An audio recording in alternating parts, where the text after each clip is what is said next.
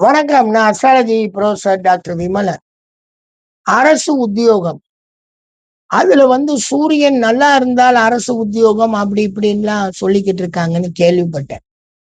Sir, வாங்க இங்க ஆயிரக்கணக்கில் அரசு ஊழியர்கள் இருக்காங்க. சூரியன் கெட்டு போனவங்க, சூரியன் நீச்சமானவங்க, சூரியன் உச்சமானவங்க, எல்லா நிலையிலையும் இருக்கக்கூடியவங்க அரசு துறையில இருக்காங்க.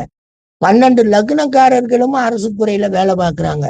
27 நட்சத்திரக்காரர்களும் அரசு துறையில வேலை பார்க்குறாங்க. 12 ராசிக்காரர்களும் அரசு துறையில வேலை பார்க்குறாங்க.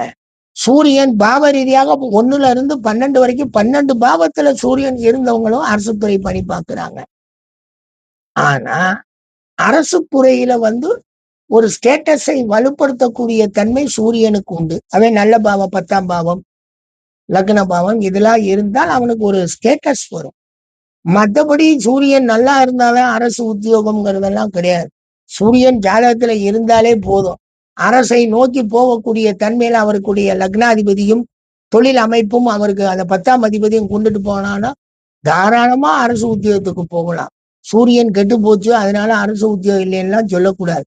சூரியன் வலுப்பெற்றவங்களை காட்டிலும் சூரியன் வலுவற்ற நிலையில் இருக்கக்கூடிய ஊழியர்கள் தான் ரொம்ப சூப்பராக அதுக்கு தகுந்த மாதிரி வேலை பார்த்து தப்பிப்பாங்க. நன்றி.